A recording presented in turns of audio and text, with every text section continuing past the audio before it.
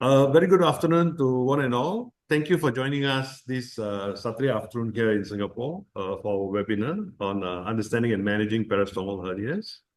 We have a very informative session lined up today. Without further ado, I would like first of all to invite the President of the Asia and South Pacific Ostomy Association, Dr. Alan Nash, to say a few words by way of introduction. Dr. Alan, please. Hi, thank you, Lil. Welcome, everybody. This is our first webinar for a while, and as the Aspoa, I'm very, very pleased that we can do this, and I really appreciate people's interest in coming along. I'll just start the session with a brief introduction to the Aspoa and what we're about, and then I'll hand over to Esther, who's our main speaker today, and hopefully it's got some very interesting presentation that I'll hope you'll enjoy. So just share my screen.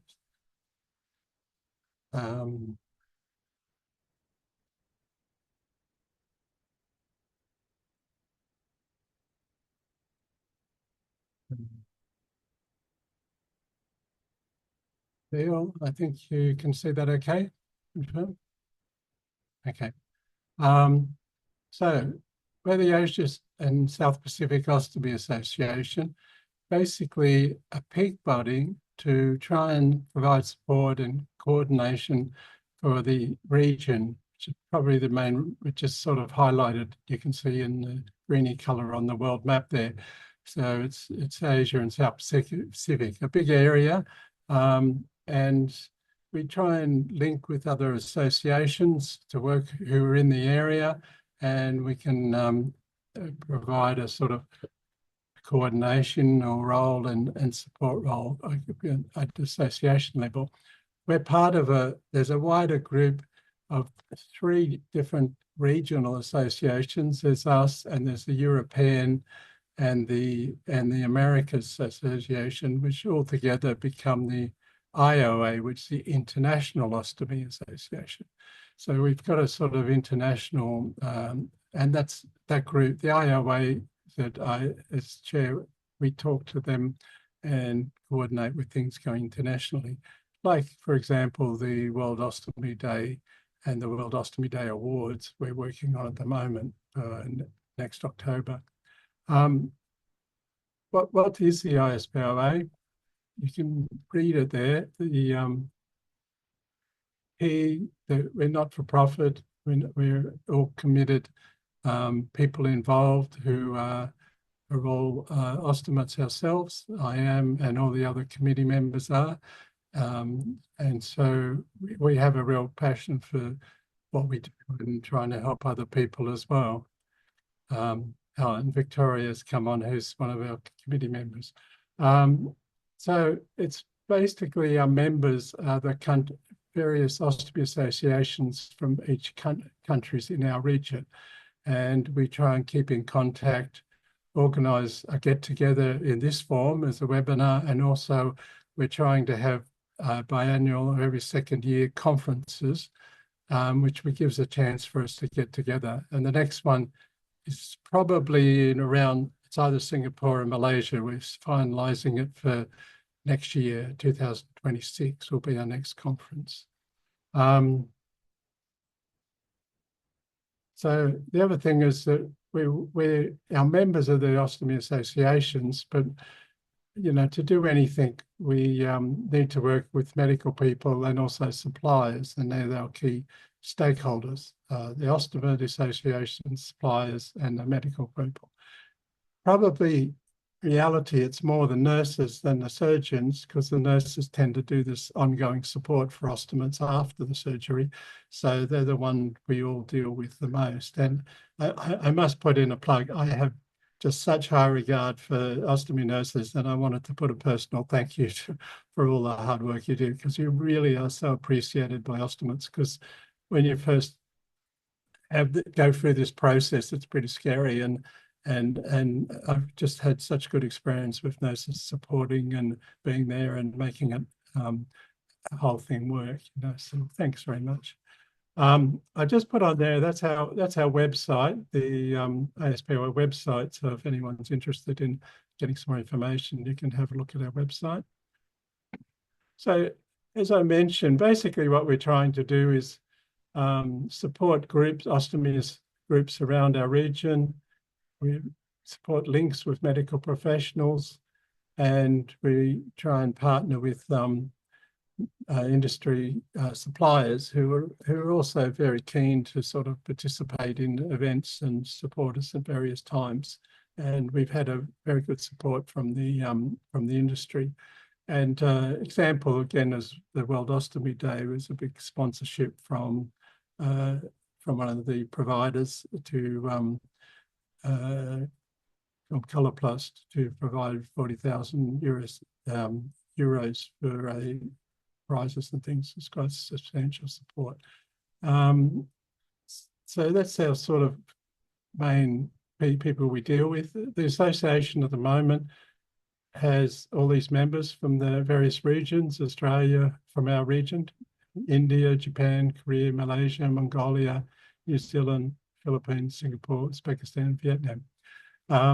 So we appreciate, and a lot of those people from all of those areas that came along to our last conference, and it was really nice to meet some of those representatives from all those areas. It was a very interesting conference, and I'd recommend you to look out for our conference next year when we, as I said, we're finalising the location, but it'll probably be in Singapore or in Malaysia, because they're both quite central, so it works for our region. They work out as a very good spot for us to have a conference.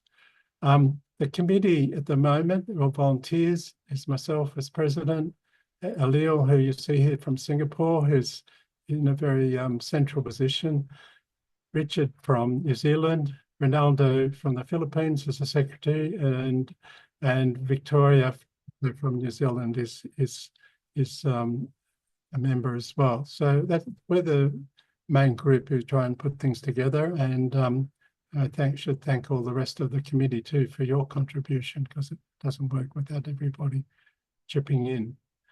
I just finished my part now because I want to make sure we have plenty of time for Esther, who's going to be a very interesting talk. So if anyone has any questions or would like to contact me, that's my contact email. And this is the website for Aspoa. So I won't take any questions now because we want to get on with the talk, but I'll hand back to Lilil to introduce Esther. And again, thank everybody for coming. It's much appreciated for your interest. Thanks.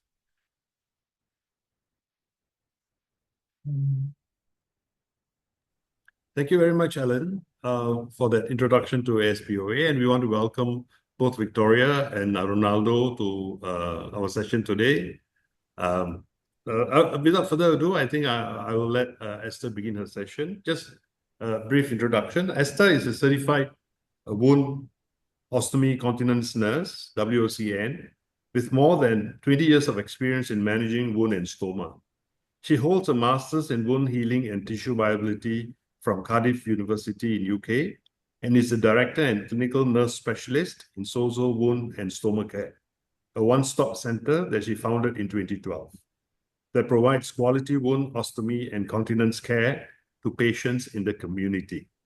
Esther has a passion for patient-centered care. She believes that wound and stoma care is both a science and an art.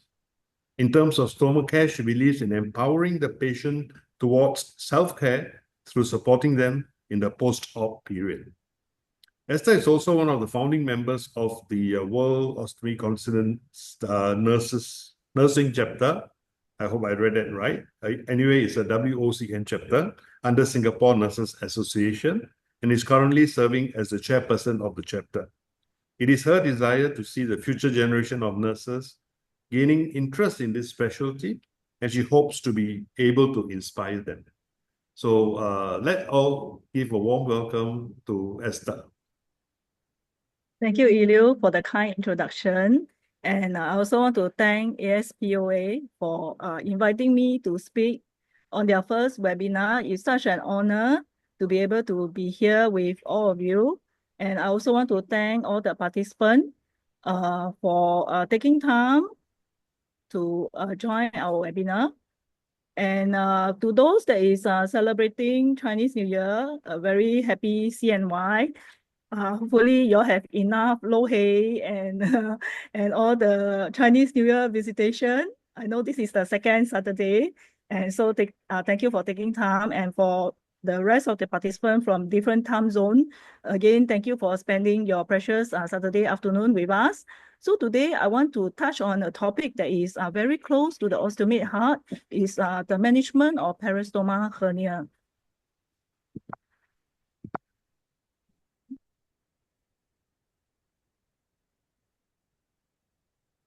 So first, I will start off by addressing what is a peristomal hernia.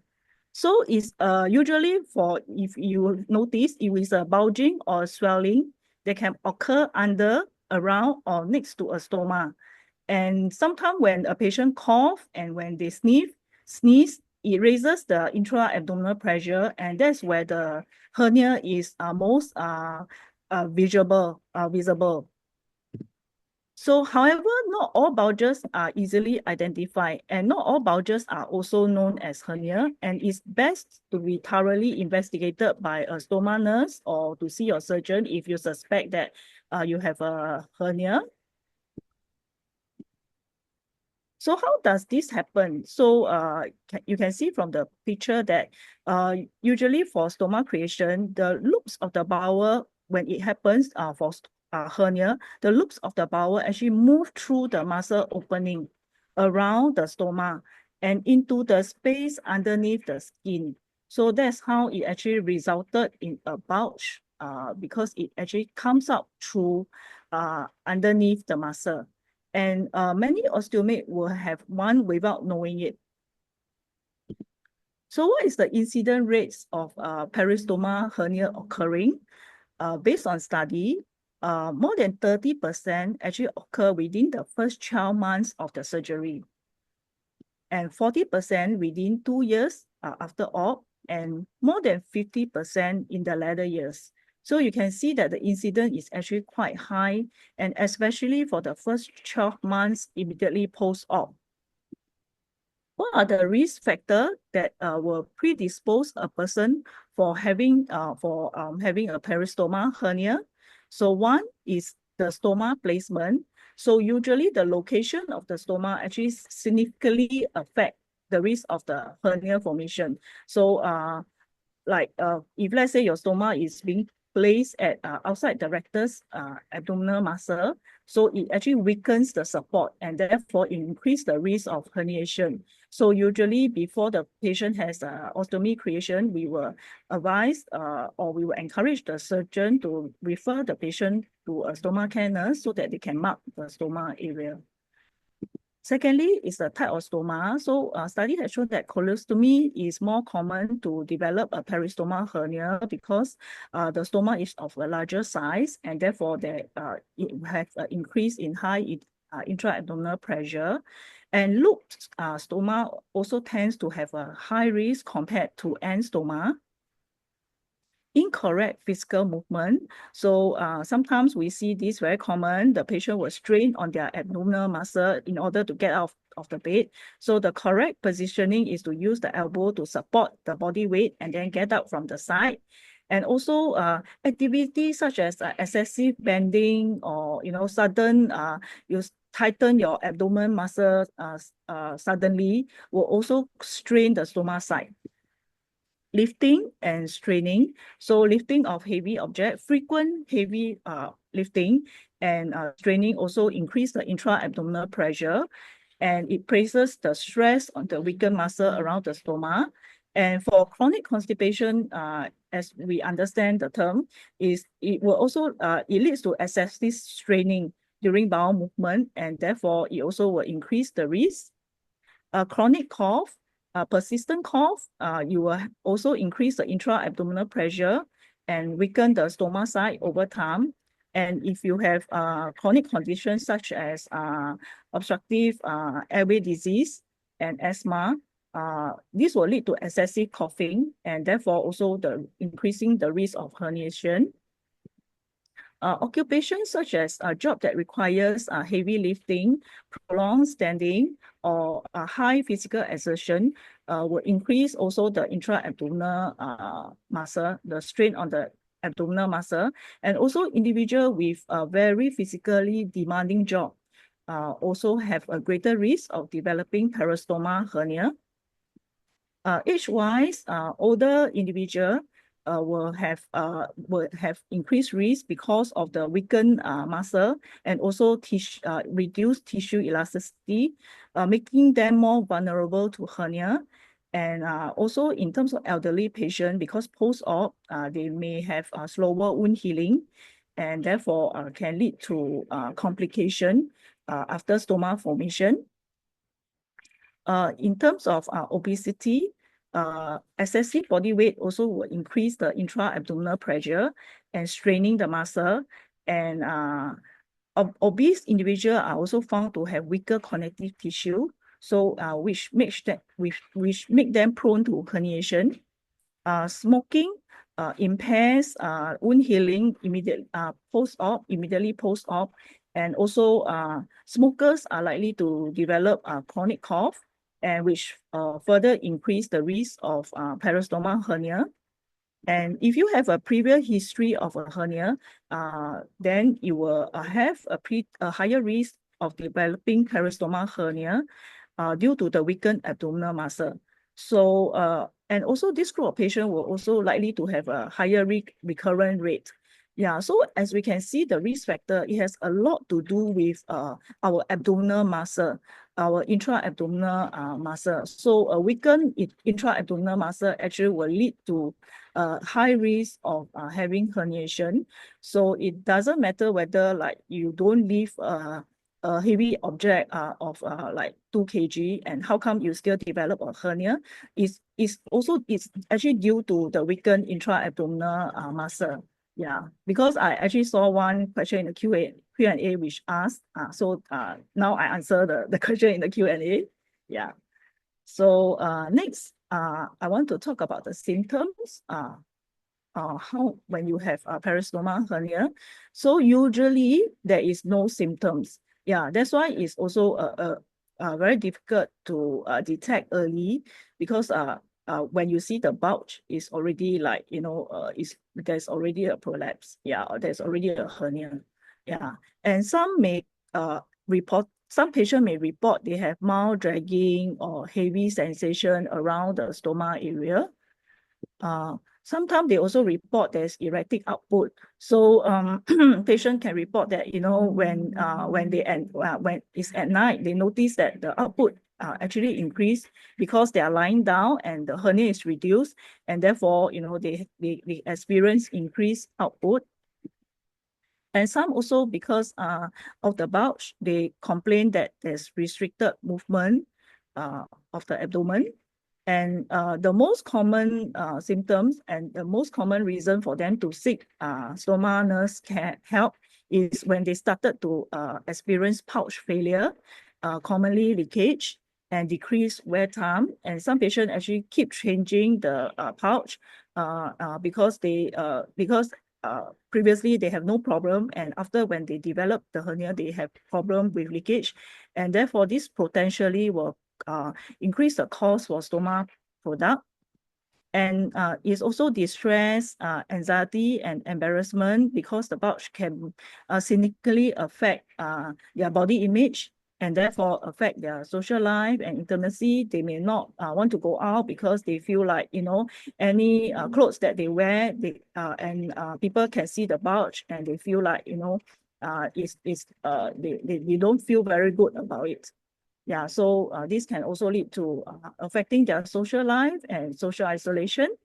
And the most important thing is this factor actually, is that many patients fear that the bulge is actually a sign that the cancer has recurred. Yeah, so to me, I feel that this is the most important concern that I want to address if the patient come and see me with a parastomal hernia. So what are the complications for peristoma hernia? So firstly is the bulging or can lead to intermittent obstruction to the outflow of the stoma.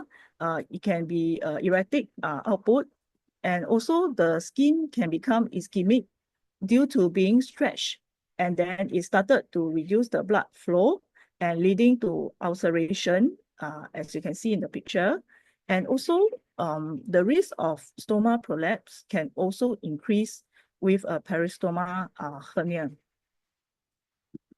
And other more serious complications such as strangulation, where the loops of the bowel can twist in the abdominal area and can restrict the normal blood flow to the bowel tissue, causing the stoma to become necrosis.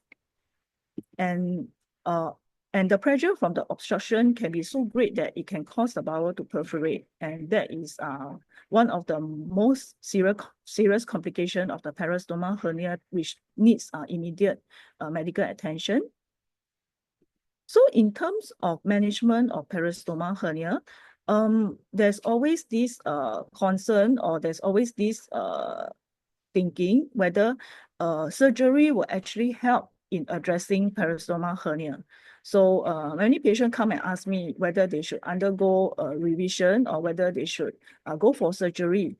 So surgical option, is it really useful in treating peristoma hernia?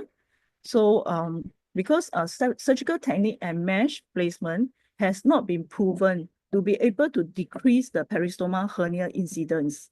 And also in the point of the clinician, because even after surgery, study has shown that there's a high recurrence rate. And then also most of the patients, they actually don't have any symptoms. I mean, kind of like emergency, don't have any emergency to the stoma, maybe a mild bulging, and and so it actually really didn't means that we can actually wait and see whether how this can develop. And that's why it is a more this is the more approach that the surgeon wants to take, more common approach that a surgeon would want to take and consider. And also on the point of the ostomy, because they often do not want further surgery, especially if their quality of life is not affected by the peristoma hernia, because there will be considerations such as recovery from surgery. And even after you revise and revise the stoma and create it in another site, whether or not the peristoma hernia will recur again. So this is always some of the pointers that the ostomy must consider when they are thinking of a surgical option. So so in terms of weighing whether we want to go through the surgical option, definitely quality of life is important for an ostomate. How badly is it affecting the ostomate? And the comorbidity of the patient is also important. So these are the factors that you will weigh heavily in the decision-making process. So next, management. I will just go through some common management. So usually we will advise the patient, if let's say the pouching system is always leaking, we will ask them to modify the pouching system. So recently in Singapore, we actually have this system that is by Coloplast. I'm not sure in other regions whether whether this product is available to you. It is actually a concave male sensora base plate.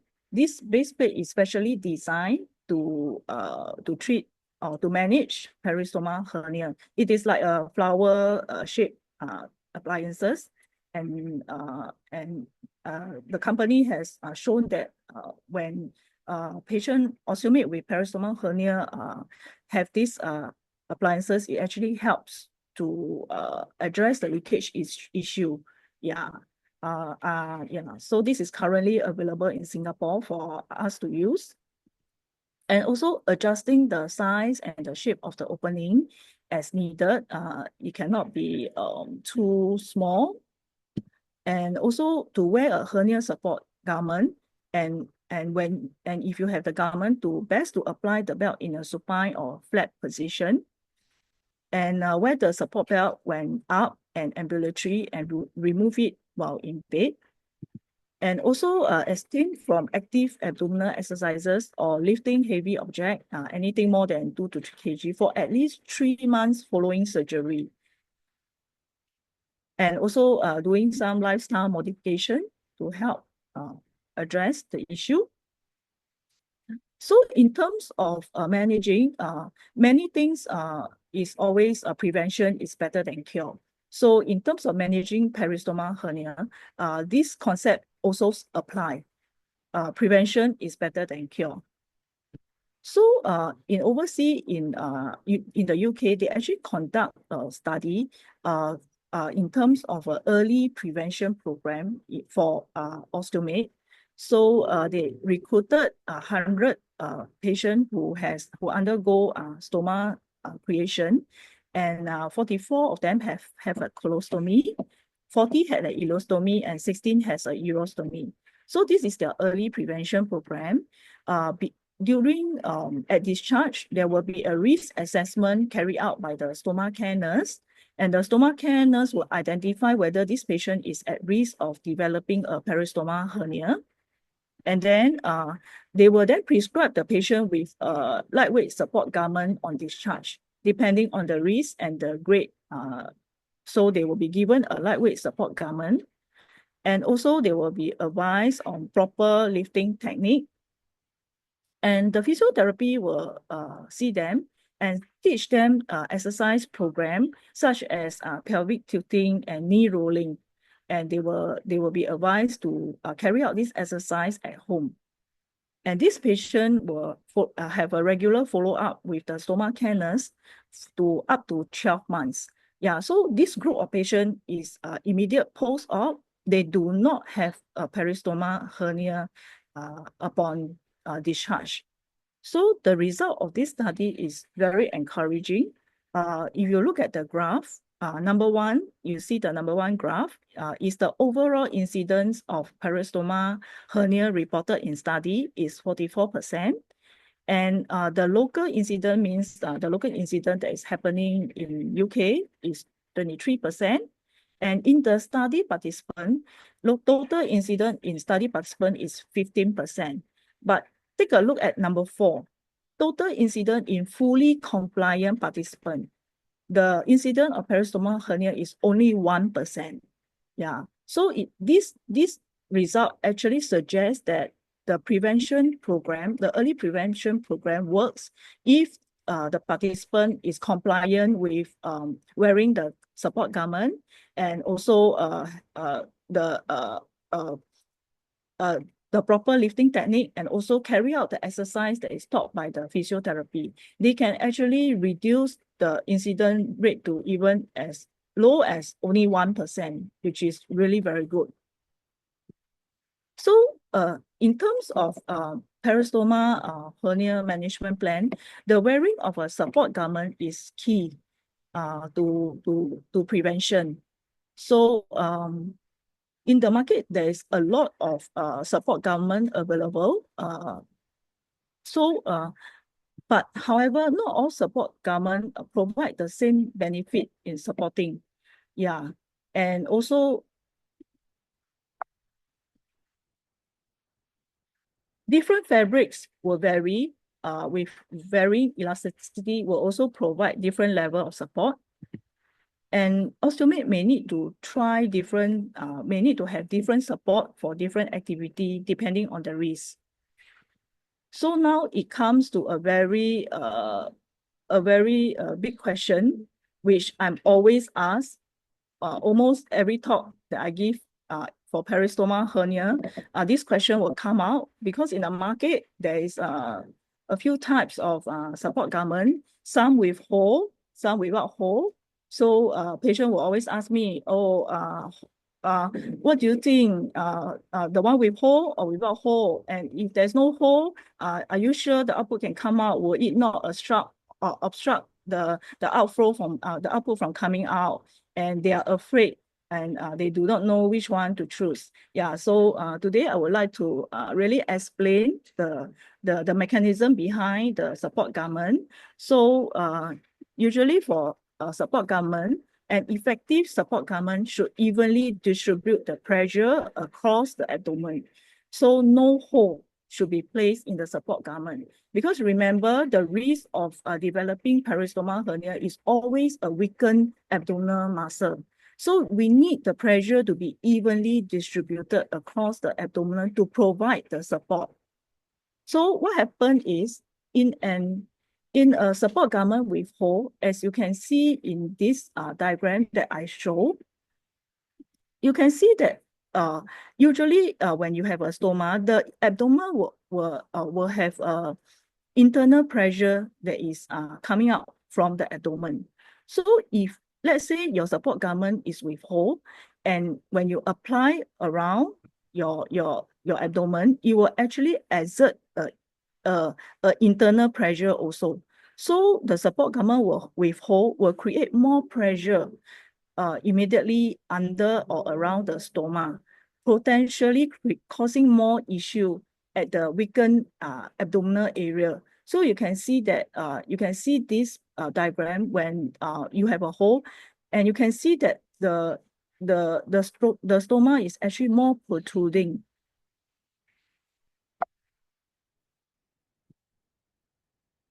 And the right garment, when you measure it correctly and worn without a hole, will actually provide the even pressure and also provide external resistance to the outward pressure that promotes a hernia development. So I will further illustrate it with a diagram. So again, we are still talking about this hole or no hole issue. So you can see that when you have a support garment with a hole, the belt, the pressure that is going into the abdominal muscle, and then there's also this intra-abdominal pressure that is outwards. So once you tighten the belt, the pressure is even greater. So it will actually cause hernia, cause prolapse stoma, and it's also yeah. So you can see for the diagram that this is a very clear diagram that illustrates the garment with a hole. And what about the garment without a hole? So you can see that the direction of the force, right, is applied evenly onto the abdomen. And so even when there is internal pressure that is from the abdominal muscle that is coming out, it actually is able to have the resistance, the external resistance to distribute the pressure evenly. So you can see from this diagram that the illustration, and therefore it will not cause the stoma to even protrude out further. Yeah, and also on the question of whether it will actually obstruct the stoma output, or it will cause leakage. If let's say the support belt or the garment is measured correctly and wear properly, it will actually not obstruct. And if let's say this thing should happen, it means that you are actually wearing the support garment too tight.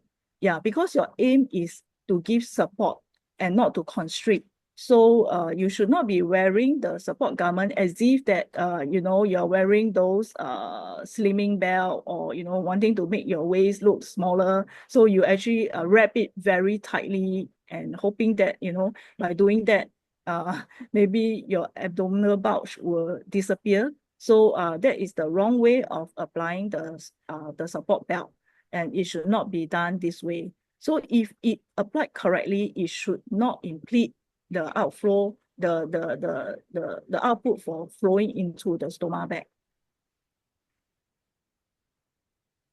So we have this range of support garment from Omegon available in Singapore. I'm sure it's available in Australia also, because this is from Australia. So this is what we have in Singapore also. So they provide rating 3 moderate support, intermediate support, and firm support for different level of condition that you have.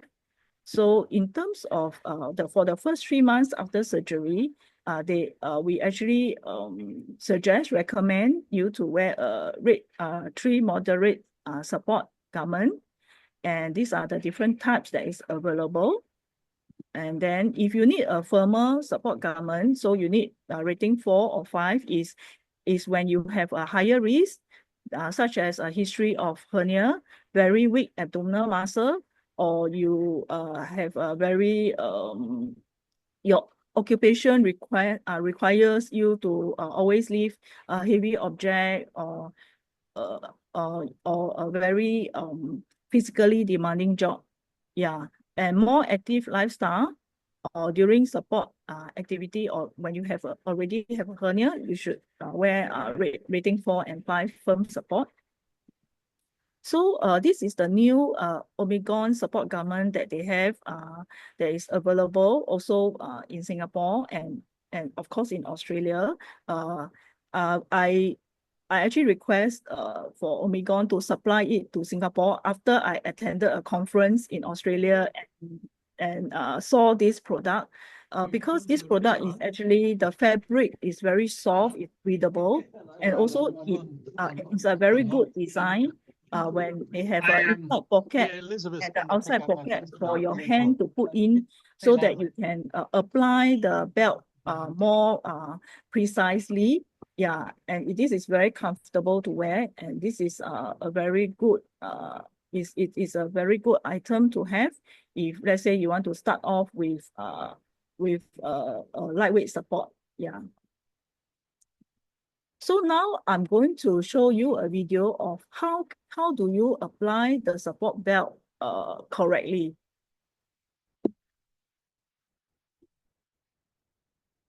We'll just run through how to apply an Omicron support belt to a patient's abdomen. It is best, if possible, to apply the belt in a lying position, and the patient can do this themselves quite easily if they apply the belt to the bed before they then lie down. So the Velcro is best applied on the opposite side to where the stoma is. That will be much more comfortable for the patient, and the belt needs to come above the stoma pouch to just on the edge or below the stoma pouch, so that we're not constricting the outflow or the filling of their pouch. Check them in the sitting position, because you will find there's a variation of the abdominal contour when a patient sits and stands, depending on whether their hip and their waist measurements are vastly different. The benefit of the belt is that you can adjust the bottom and the top of the belt to cater for that change in measurement from hips to the waist, if that's necessary. You should be able to easily pass your hand between the belt and the stoma pouch, again, just to check that you're not going to obstruct outflow of the stoma. And then in a standing position, check that it is comfortable in the hips and that you are getting full support in the abdominal area, which is where you need it the most. And that's how you would apply the stoma belt appropriately. Okay, so I will just go through what was being said in the video, so to reinforce the teaching. So firstly, just to share that in order to find the correct size and ensure that you get maximum benefit from the support garment, all the support garment or belt needs to be measured, and also by a stoma nurse or somebody that is trained to do the measurement. Unless this is unless you already have one and this is your repeat order, then you can just buy off the counter. So usually the measurement is to ensure that you have the correct size and it fits you properly. Yeah, so usually what we will measure is around the stoma area. We measure lying down. We also measure it in a sitting position. And so we also look at the body shape sitting and standing, and we measure the hip to waist ratio also. Yeah. And then very important and also how the belt will not obstruct the output is to make sure that the belt should not cut across the pouch. And also there should be no gap at the back or the front. It should fit snug, but not tight. It's just snug. And how do you test that? Is that your hand should slide easily between the belt and the pouch. Yeah, so once you have this, that your hand is able to slide in, it means that your output will not be obstructed. And ideally, you should apply the belt lying on the bed, especially if you already have the hernia. And sometimes if my patient has hernia plus prolapse, I will even ask them to try to reduce the stoma first, and then before they apply the belt. And the Velcro does not need to be worn vertically straight. Yeah, because our body contour is varies in the shape according to our body shape. So if let's say you put on the belt vertically, it might not fit very well. You will have some gaps behind the back and all this. So the trick is to angle it to your body shape. Yeah, and also if let's say you cannot lie down to apply the belt, you can also stand with the back to the wall for reapplication in a standing position.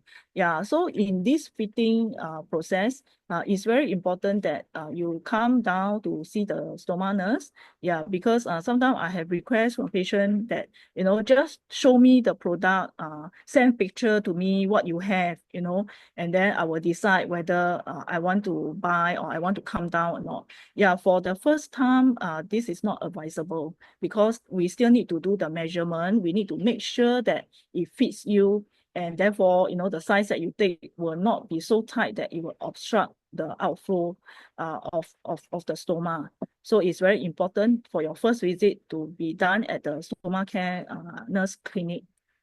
Yeah, so now I will want to show you a video again to teach you how to reapply in a standing position. Hi, my name's Amanda. I'm a sternal therapy nurse working for the colorectal surgery in North Adelaide. Today I'm going to talk to you about putting on a support garment correctly. The main thing that I see here at the practice with my patients is how to put this on correctly. I see the compliance around putting on a support belt in particular not happening correctly. They come in and they say, I'm not putting it on, it feels uncomfortable, it rolls down. I get them to put it on, and this is how they normally show me how they put it on. Straight around like this, straight down the center. There's a gap here, and there's gaps here. Then I get them to put it a little bit tighter, and they squeeze themselves in like this, and we still have gaps everywhere. Gaps here around the back, gaps around the front. They sit down, this rolls down, this rolls up, and that's why they just end up putting it in the bottom drawer, and they don't use it. I teach them to use a wall or a door. So just putting your back to the back of the wall, get your legs out just slightly so that you are flat on the wall. Put it down to the hips so you've got it around the bottom there, the lower bit of the belt. Then I use the 2-finger technique. 2 fingers to the bottom, 2 fingers to the top, and it doesn't matter which way. So I recommend whichever is the strongest arm to be on the top one where the Velcro is pulling across. So for myself, that's the right-hand side. So as I say to them, 2 fingers, 2 fingers.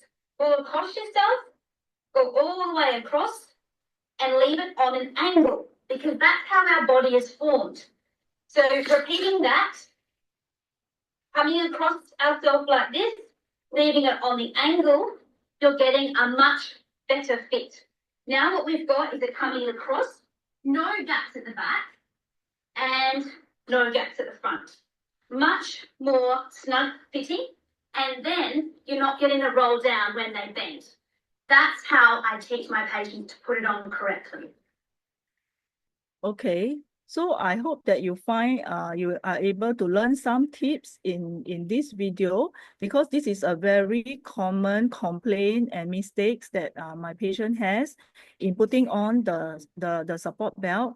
They will always say that there's gap in between, the bottom will roll, the top will roll, and it's very uncomfortable. Yeah, so the tips is that as just now as I said, you must apply it at the angled position. Don't apply it the both Velcro horizontally, because that's not the shape, that's not how our body shape is like.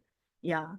So okay, so this is my last slide. So in terms of management of peristomal hernia, prevention is the key. And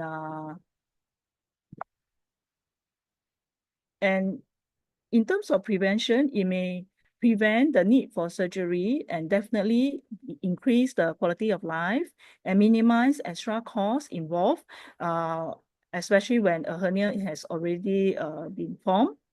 And in terms of education, we need to have the correct exercise, regular follow-up, and in conjunction with wearing a support garment can increase compliance and improve outcome, as we have shown in the study that's done in UK.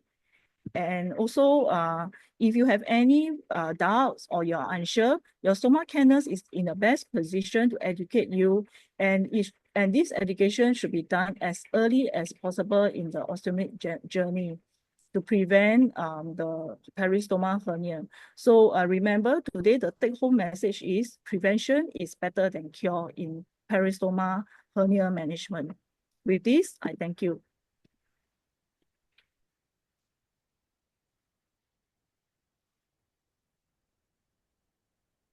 Thank you so much, Esther, for that really informative sharing. And I think the videos were very useful. And I would just like to address one of the questions that came via email. And I think Esther did allude to the question earlier about wearing a tight hernia belt, whether it prevents hernia getting worse. You know, you feel that the output is restricted and have difficulty passing stools. And I think if you follow the tips on how to wear the belt properly, then this will not happen. And also, there's one part where the participant has asked if wearing a cup over the stoma to give it space to pass output, is that something that is recommended or? I would not say whether it's recommended or not, because I also know that there's some country there's this product that is available that is with a cup. But I have seen the product before. The cup is actually quite hard, and I mean, for me, I feel like if it's prolonged wearing, it may actually cause pressure injury to occur at the skin around the stoma. So I guess if, let's say, there is better option, I would not really recommend using the cup system, unless any of the ostomate here has experience has using this cup and would like to share. Then I'll be very happy to hear from you. Right. Then I think the same participant has also asked, can large peristomal hernias affect bladder continence? Not really. So far, this is not one of the complications. Yeah. Right. So I'm going back to some of the questions that have come up in the Q&A section. There's one question which asks why I didn't carry weight more than 2 kg. My stomach can prolapse as time goes on. Okay, I think this question I have answered during my lecture, because this question came out before we start. Yeah, so I have said that in terms of the peristoma, the risk factor for peristomal hernia is actually very closely related to the intra-abdominal muscle. So if, let's say, you already have weakened intra-abdominal muscle, it doesn't matter how many kg you have or have not carried, you will have a higher risk of developing a peristomal hernia. Okay. Now, there's going on to another very interesting question. The participant, Maria, she's asking, is it a role of WOCN nurse or doctor to diagnose if patient has parastomal hernia? Thank you for the question. I think for us as WOCN nurse, we are actually trained to detect and manage peristomal hernia. So unless surgical is an option, surgery is an option, then usually you will see your surgeon. But in terms, if let's say you are considering non-surgical option, then your stomachair nurse is the best person that you should speak to. Right, thanks for that. And I think this is a related question. Do you order the first support garment before discharge from hospital? And how soon after surgery do you suggest you wear it? Yeah, so in the preventive program that I shared, early preventive program that I shared earlier, the participant actually has already had prescribed support garment upon discharge. Yeah, so that means the stoma nurse would have already seen them during the inpatient and then prescribed them with the garment for them to bring back. Yeah, so as early as upon discharge, I would recommend the use of a support garment to prevent the hernia. Okay, that's clear enough. And this is asking about stoma nurses from Singapore, right? As a stoma nurse from Singapore, how does your patient get access to the support garments? Okay, there are various avenues that they can access the support garment. Unfortunately for us, they will need to purchase. They need to purchase it themselves. So in Singapore, they can actually buy it from my clinic. We are actually the sole distributor for the Omicron support garment in Singapore. And also a referral can come to me via the inpatient stoma nurse. They can give the patient a prescription form and the patient can bring the form to my clinic and for me to measure the stoma measure and then recommend them the appropriate size.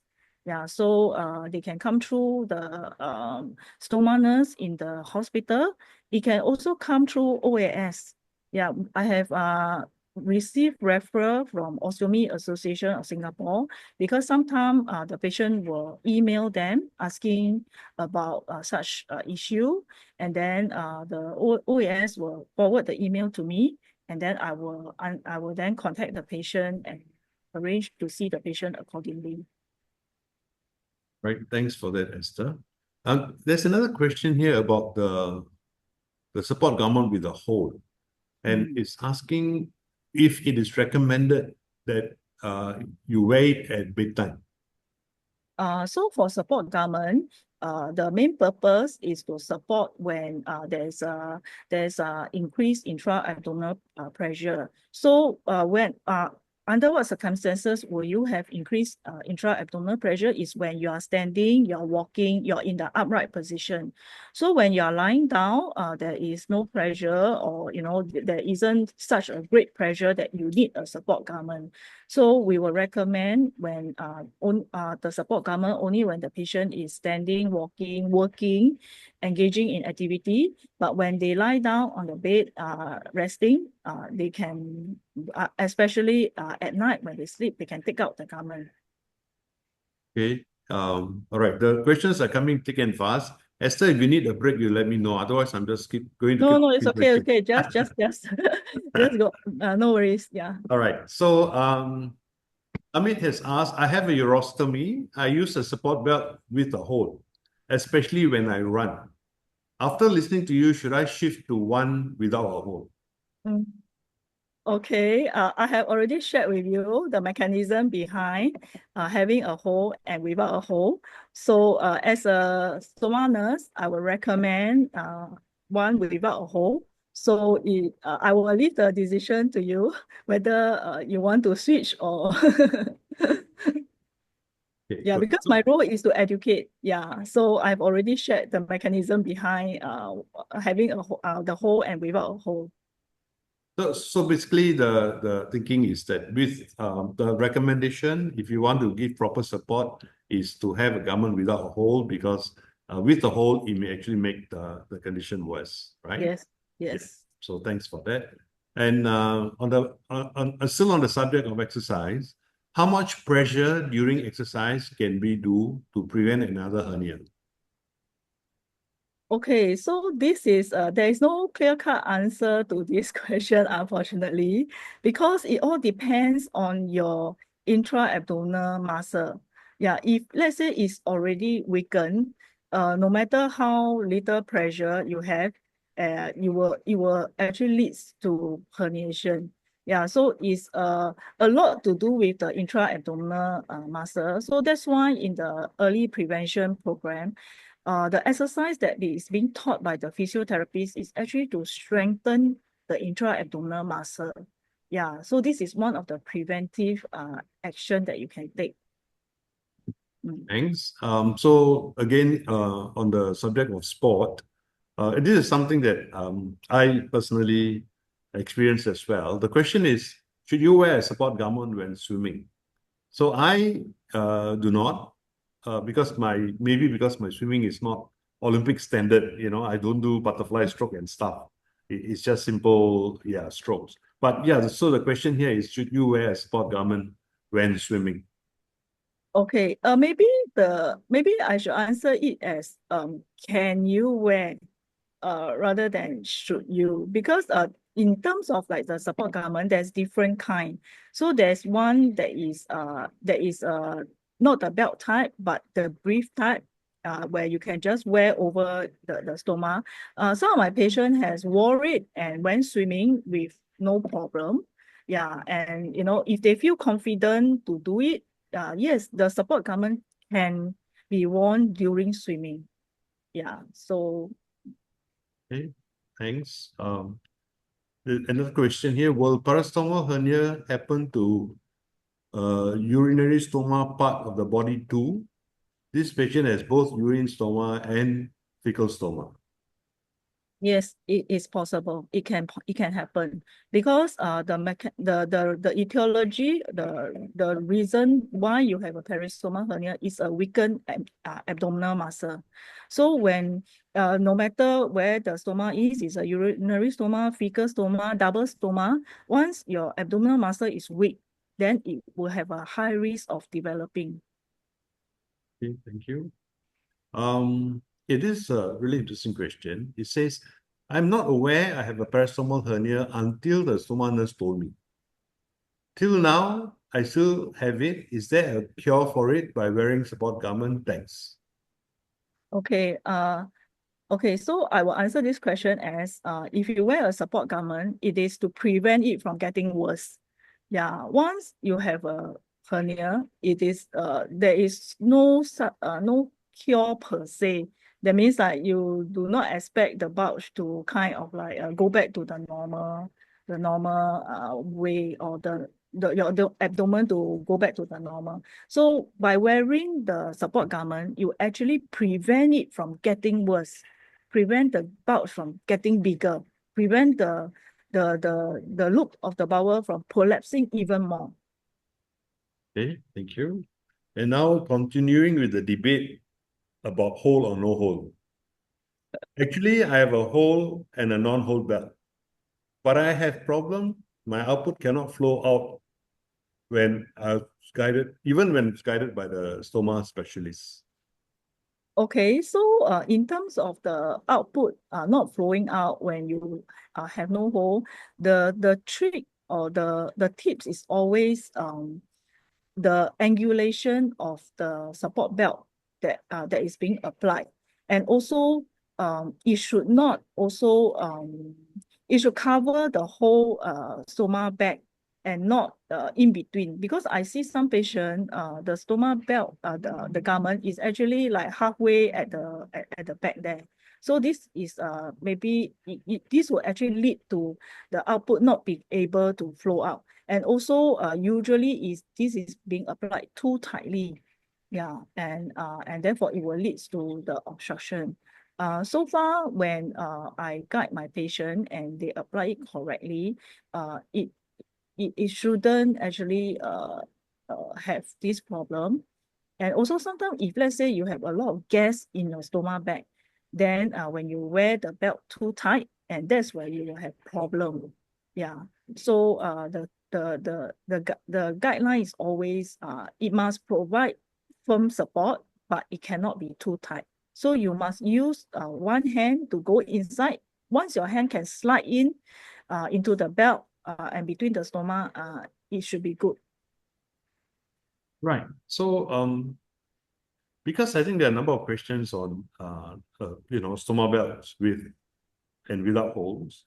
And also, I think this participant who has asked, if it's not tight enough, or if it's too tight, then there isn't space for the output to flow and so on. So I'm wondering whether it's possible for you to share the video so that we can pass it on to our participants so they can learn how to wear it properly, whether they are lying down or sitting down. I thought those two videos were really interesting.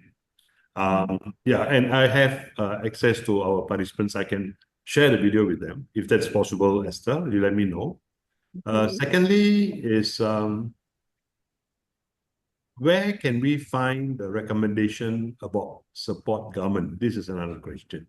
Recommendation, do you mean like recommendation to buy, or what recommendation to get the support garment, or recommendation to put on the support garment, or I think maybe since you asked the three questions, you answer all three because first of all, who will recommend you, to wear a support garment?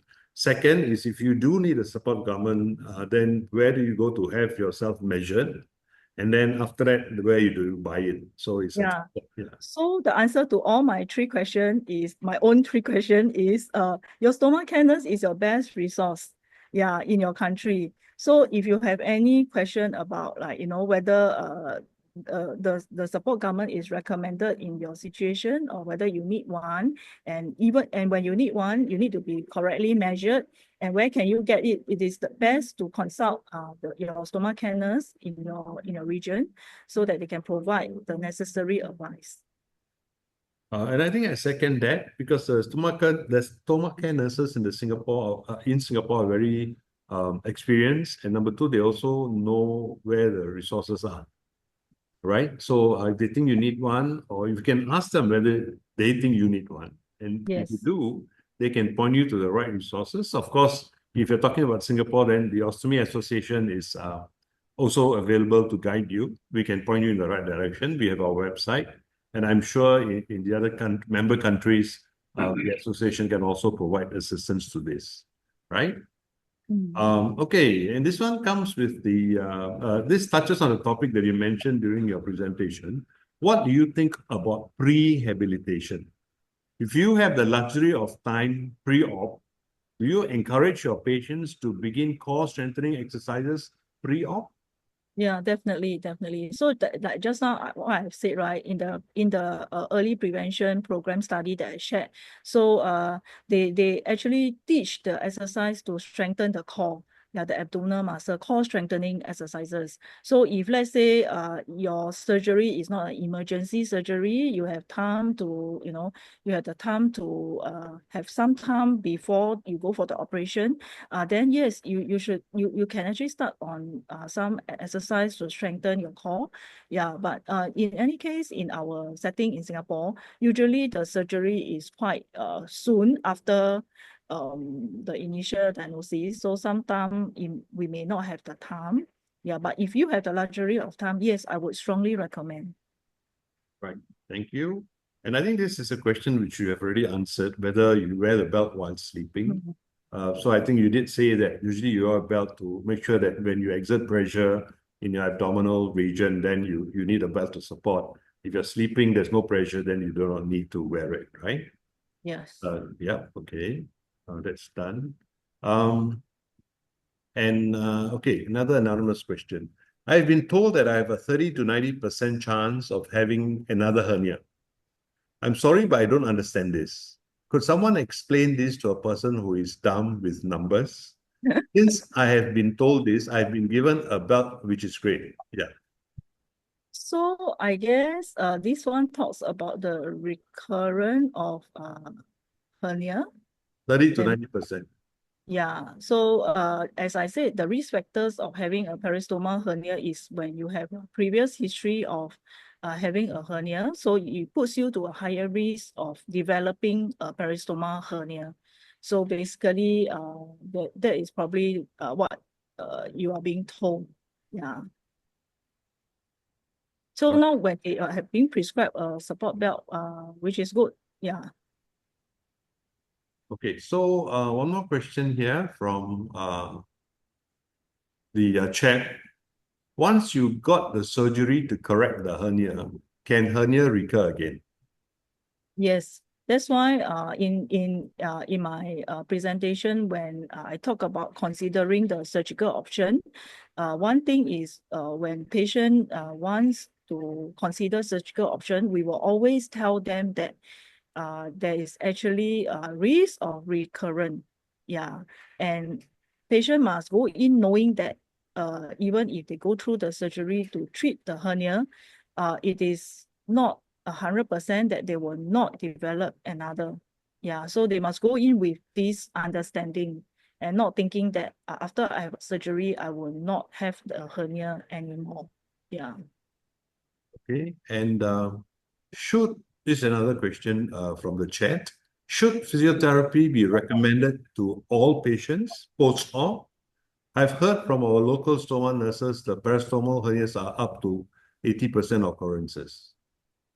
Yeah, so based on the study that I have shown, right, the role of the physiotherapy is actually to teach you the exercise to strengthen your core, yeah, the abdominal muscle. So this is part of a preventive program that they have put in, which I think it is good to know because it's good for me to share so that we know that in the management, in the prevention of hernia, it's not only wearing the support garment. Yeah, you have also to do a few things. Yeah, and that means that also means that you need to take care of your intra-abdominal muscle also. Yeah, so it's no point you wear a support garment, but then you keep straining the muscle, you're doing things that is weakening your abdominal muscle, then it does not really it does not really help in the prevention. Okay, I just maybe like to share that I myself have developed a parastomal hernia. And I've asked my doctor whether I should go for hernia repair. And he says that number one, like what Esther has just shared, that a repair does not guarantee that your hernia will not occur again. Right. And number two, there are two schools of thought. One is if it doesn't give you any problems, like no blockages and all that, you leave it alone. Right. Unless it is causing you pain and causing you blockage, then maybe they want to do some intervention. And this is what I got from my doctor. So just sharing that. And maybe you want to comment on that, Esther? Yeah, so this is usually our approach when a patient asks us. We will explain to them the pros and cons of going through op. But the one thing that we always emphasize and highlight to them is that the hernia can come back, the recurrence. Yeah. So we do not want the patient to go in thinking that this is a cure or they will not have any problem after the surgery. Yeah. So Elio, how do you manage your hernia now? Yeah, so when I do my sports, okay, so when I swim, I do not wear a support belt. But when I do other sports, especially the gym, yeah, I do wear my belt. And I'm fortunate to have a gym trainer who is also a ex-colorectal patient, although he has said it's reversal. So he has gone and taken courses on, how you can advise people with abdominal muscles that have been compromised due to surgery and what kind of exercises to prescribe and what precautions to take.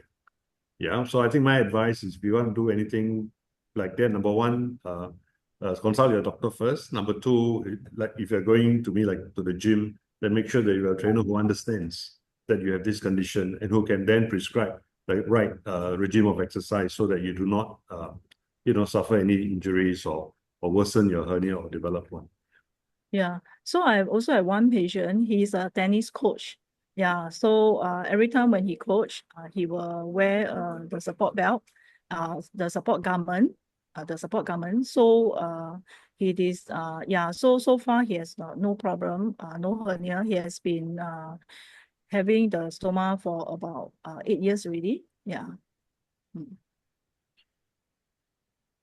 Right. I've got no more questions in my question and answer panel.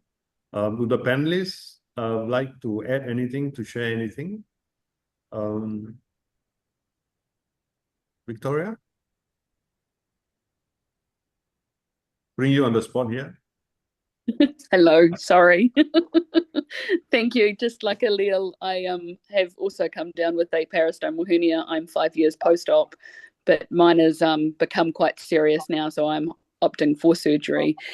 I guess my biggest takeaway from today is the importance of continuing to wear support. I mean, I'm wearing support daily in my day-to-day functions because my hernia has got so bad.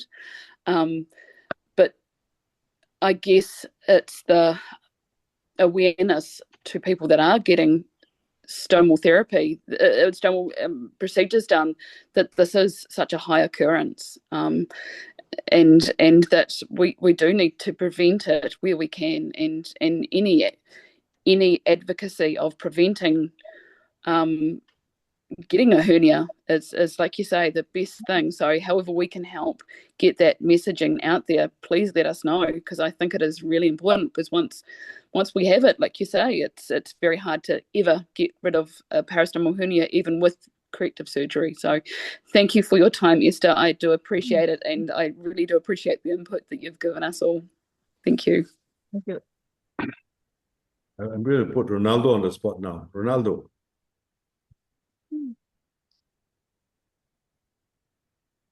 Hello, Esther. Hello, everyone. Esther, I would like to comment that you gave a very thorough presentation. It was very simple and it was very easy to understand. I hope this won't be the last. Thanks, Ed. Thank you. Thank you. Thank you for the kind compliment. Thank you. Yeah, so we've not any more questions. And before I round up, I would just like to ask Alan for his comments. Thank you, Elio. Well, thank you, Elio, for did a lot of the organising, so much appreciated. And I hope everyone realises that all these things involve a bit of work. So thanks for your efforts. And Esther, it was very practical and very useful talk. So and I really appreciate you giving your time to do this. Thank you very much. Thank you. Thank you. Thank you for inviting me. I'm honoured. So thanks very much, Alan. So right now, it leaves me to, first of all, thank our panelists, Alan, Victoria, and Ronaldo.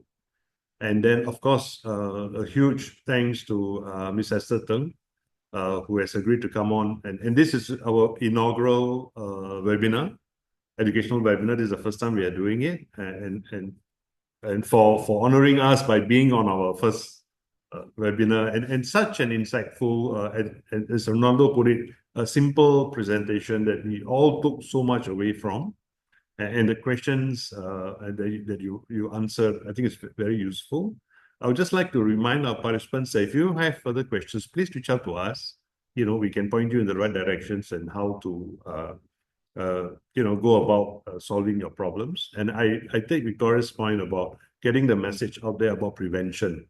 Like Esther said, prevention is is the best cure. So let's not get it in the first place. And so I think all member countries can, through the organizations, run such educational programs, in one way or another, whether it's via newsletter or through support group meetings, just to keep reminding people, be careful.